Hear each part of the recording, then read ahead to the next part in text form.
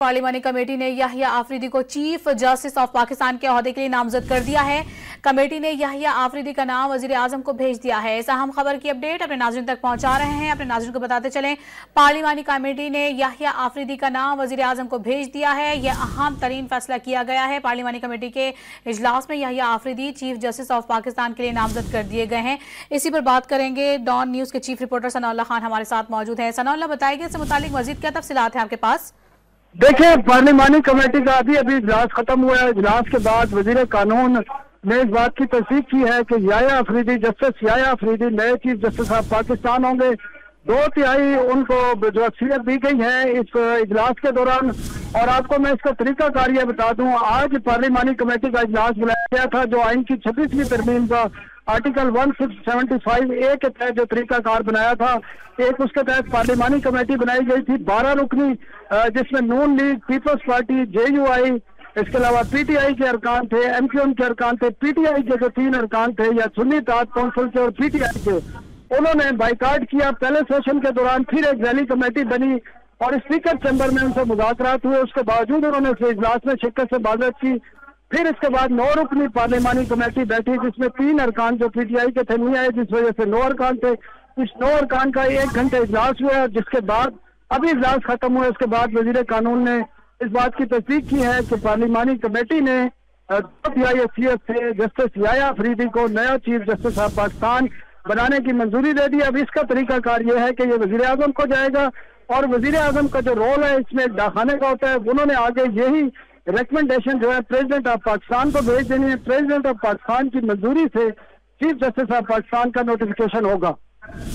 अच्छा सनाउल्लाह खान, ये बताइएगा, जैसा कि आपने बताया कि दीगर जमातें और खुसूसी तौर पर PTI को काफ़ी ज़्यादा मनाने की कोशिश की गई कि इस पार्टी में वो इस इजलास में खुसूसी तौर पर वो जो है शिरकत करें, लेकिन हमने देखा कि उनकी जानिब से वाज़ेह तौर पर इनकार किया गया, जैसे कि उन्होंने 26वीं आईनी तरमीम में किया।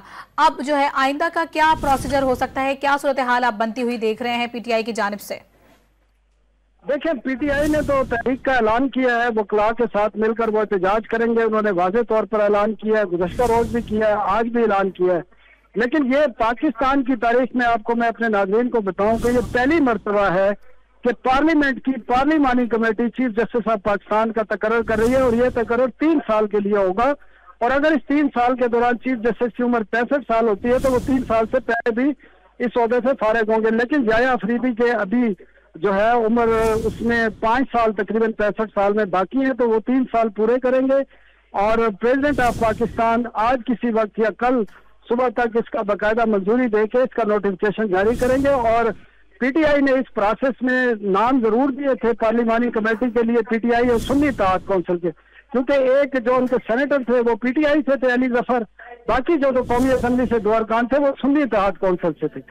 तो 6 पार्लियामेंट की कमेटियां थी इस पार्लिमानी जो बातें थी इस पार्लिमानी कमेटी में शामिल थी। 2 पार्टियां जिसमें सुन्नी इत्तेहाद और PTI ने बाइकाट किया है, 4 पार्टियों ने इसमें हिस्सा लिया है जिसमें नून लीग, पीपल्स पार्टी, MQM और JUI शामिल है। और 2/3 जो बनती थी इस पार्लिमानी कमेटी की वो 8 अरकान थी। अब इन जो यहाँ पर अरकान ने ये नहीं बताया कि किसी ने एक आध ने इख्तिलाफ किया या नहीं किया।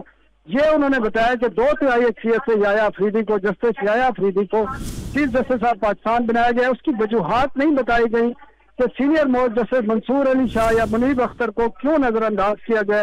ये कोई वजूहात उन्होंने बयान नहीं की और उन्होंने सिर्फ इतना बताया कि पार्लिमानी कमेटी ने 2/3 अक्सरियत से इस पर इत्तेफाक किया है याहिया अफरीदी पर, और वो चीफ जस्टिस ऑफ पाकिस्तान के जो पार्लिमानी कमेटी ने रिकमेंड कर दिया। और उनकी रिकमेंडेशन पर प्राइम मिनिस्टर पाकिस्तान भी बाउंड है, क्योंकि ये कॉन्स्टिट्यूशनल एक बॉडी बनाई गई है 175A के तहत।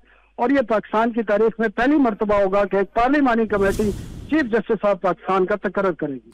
अच्छा सनाउल्लाह, हमने देखा कि इस तमाम तरह सूरत हाल में ख़ास तौर पर जो नून लीग के सीनियर रहनुमा हैं और वज़ीर आज़म के मुशीर भी हैं राना सनाउल्लाह की इजलास भी जारी रहा। और जैसा कि ये ऐलान भी किया गया था कि 12 बजे से पहले जो है जो भी उम्मीदवार होंगे जिनका भी इंतखाब होगा उसके हवाले से अनाउंसमेंट कर दी जाएगी। अब आगे का प्रोसीजर क्या होगा, इस हवाले से भी हमारे नाज़रीन जानना चाहेंगे। देखिए, प्रोसेस जो जजेस की तैनाती का प्रोसेस होता है वही चीफ जस्टिस ऑफ पाकिस्तान की तैनाती का प्रोसेस होता है, क्योंकि ये पार्लिमानी कमेटी, खुसूसी पार्लिमानी कमेटी जो है ये कॉन्स्टिट्यूशन में इसका दर्ज है अब ये जो है इसकी जो रिकमेंडेशन है वो बाइंडिंग है। बाइंडिंग का मतलब ये है कि अब ये प्राइम मिनिस्टर को जाएगी, प्राइम मिनिस्टर इस पर कोई माइंड अप्लाई नहीं कर सकते।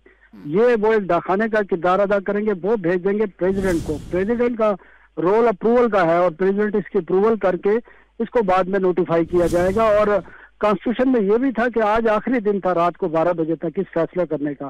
तो कॉन्स्टिट्यूशन में लिखा हुआ है कि 3 दिन पहले जो मौजूदा चीफ जस्टिस की रिटायरमेंट है 25 तारीख की, उससे कबल ये डिसाइड करना जरूरी था। इसीलिए आज इजलास नोटिफाई हुई कमेटी कल, और आज उसका इजलास बुलाया गया। पहला इजलास था और पहले ही इजलास में ये डिसाइड कर लिया गया। और बड़ी इंटरेस्टिंग बात है कि अब ये जो खुसूसी पार्लिमानी कमेटी है, इसका जो आइंदा इजलास होगा वो 3 साल बाद होगा। और उस वक्त जो है फिर 14 दिन पहले ये डिसीजन करना पड़ेगा। याया अफरीदी की जब 3 साल की जो टिनोर होगी, और ये भी पहली दफा हो रहा है कि टिनोर अब ये पोस्टिंग कर दी है, 3 साल के लिए चीफ जस्टिस होंगे। और जब ये रिटायर 3 साल पूरे होंगे उससे 14 दिन पहले फिर पार्लिमानी कमेटी का इजलास होगा, जिसमें नए अगला जो चीफ जस्टिस होगा उसका फैसला किया जाएगा। 26वीं आर्मी तरमीम के तहत इसको तब्दील किया गया है। पाकिस्तान की तारीख में ये पहली दफा है कि पार्लियामेंट की एक पार्लिमानी कमेटी जिसको कॉन्स्टिट्यूशनल हैसियत दी गई है वो चीफ जस्टिस ऑफ पाकिस्तान का तकर्रुर करने जा रही है। और ये पहली दफा है, हिस्ट्री लिखी जा रही है इसमें। और ये तवक्को की जा रही थी क्योंकि जो कुछ अदलिया के हवाले से चीजें होती रही हैं, और बाज लोग जो मीडिया में कह रहे थे कि शायद मंसूर अली शाह साहब को बनाया जाएगा, तो वो सूरत हाल बिल्कुल नजर नहीं आ रही थी। तो अगर उसको बनाया नहीं था तो फिर ये तमाम जो प्रोसेस किया गया है आईनी तरमीम का, चीफ जस्टिस का 3 साल का टेन्योर, पार्लिमानी कमेटी बनाना, तो ये फिर उसके मकासद नजर नहीं आ रहे थे। इस जमातों ने जो डिसीजन किया। अब इसमें एक और भी बड़ी इंटरेस्टिंग पॉइंट है जो अभी तक ज़राए ने तस्दीक नहीं है कि शायद JUI की तरफ से इसकी हिमायत नहीं की गई, तो 8-1 से शायद ये फैसला हो। लेकिन इसकी तस्दीक किसी भी वजीर ने जो कमेटी में मौजूद थे, एहसन इकबाल से भी हमने पूछा, ख्वाजा आसिफ से भी, इसके अलावा आजम नजीर तारड़ से भी पूछा, तो उन्होंने कहा जी 2/3 अक्सरियत से जस्टिस याया अफरीदी को चीफ जस्टिस ऑफ पाकिस्तान बनाने की मंजूरी दी गई है, जो कि कॉन्स्टिट्यूशनल रिक्वायरमेंट है कि 2/3 जरूरी है। PTI का मौक़िफ़ आपने पूछा भी था, मैं दोबारा नाजरीन को बता दूं, PTI ये समझती है कि ये जो पार्लिमानी कमेटी थी इसमें पहले ही से 2/3 अक्सरियत हुकूमत और इत्तेहादियों को दे दी गई थी, इसलिए इसमें बैठने का कोई फायदा नहीं था। उन्होंने एहतजाज का भी ऐलान किया, इसके अलावा वकला ने भी तहरीक चलाने का ऐलान किया।